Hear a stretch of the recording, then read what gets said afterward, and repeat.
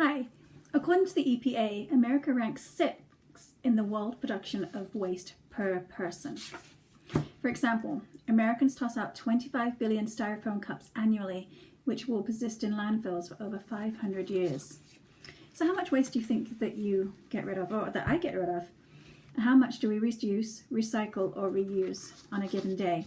Do we toss everything out in the trash, or do we actually recycle some things, or just a few things? Do you wish you knew where the facilities were in Bartlesville? And do you need ideas on how to reduce, reuse, and recycle? 5 years ago, I lived in Germany, and we had one trash can, which is half the size of the American trash cans. We shared it with our landlords, and it was picked up once every 2 weeks. We now have double-sized trash can picked up weekly, and sadly enough, we are filling up that trash can every week. So what is, how much trash do we waste? Where does it go? And what is it doing to our ocean and environment? And what impact does it have on our communities? So this talk that I'm doing today is hopefully to convince us all to do a little bit better in recycling, reducing and reusing our waste. So some of the reasons that people don't recycle is because it's inconvenient. They can't be bothered, basically. It's just not worth it for them. There's no room to store it in your house or in your garage, and they don't believe that it makes a difference. And the last reason is, what is in it for me? I get nothing out of recycling, so why bother? In some countries, such as Norway and Germany, they have fees added to bottles, which you can get back once you return the bottles. So they have a 96% return rate on their bottles. So the plastic is recycled. In Michigan, they give you 10 cents back on a bottle, and they also have a 96% return rate on their plastic bottles. So where does all this plastic go? Where does all the trash go? First, it goes to landfills. And who wants to live next to a landfill? We're lucky in America that we have a lot of space, and so there's a lot of open areas where landfills can go. But in other countries such as Europe and China and India, where the population is greater, there are no places for these landfills, and the world is slowly filling up with trash. The other place it goes is to the ocean. In the Smithsonian, it said about a cleanup on a Texas beach. One 3-hour cleanup of 157 miles of Texas shoreline in 1957 reaped, and I'm going to read these to you, 31,773 plastic bags, 30,295 bottles, 15,631 plastic 6-rings, 28,540 plastic lids, 1,914 disposable diapers, 1,040 tampon applicators, 7,460 plastic milk jugs. I think that's pretty disgusting. So I would show you a picture of a turtle that has a 6-ring around it, but you can just imagine that when it was a little baby, it had the 6-ring pack caught on it, and as it's grown, his body has shaped around the 6-ring pack. Another thing that happens in the oceans is that the garbage is forming islands the size of Texas, with 10 million tons of waste, and 60 to 80% of that is plastic.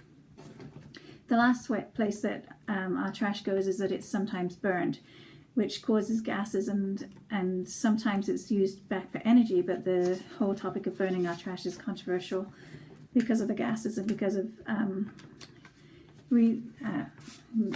using stuff that could be recycled rather than burning it. So what can we recycle? Well, we can recycle everything, really. Plastic, cardboard, glass, aluminium, paper. We can do electronics, TVs, phones, and old electronics. There are special places to do that.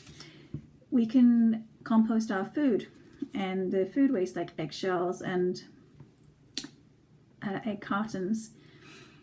The Science Direct says that 40% of food in America goes uneaten, and that we waste 6.8 million tons of food per year.